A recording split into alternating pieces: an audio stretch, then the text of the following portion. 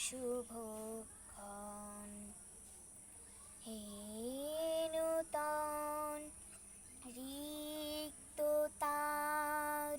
বক্ষ ভেদি আপনারে করো উন্মোচন।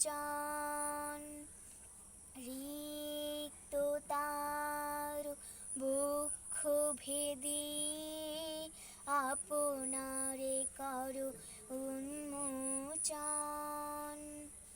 ব্যক্ত হোক জীবনের জয়, ব্যক্ত হোক তোমা মাঝে অসীমের চির বিস্ময়।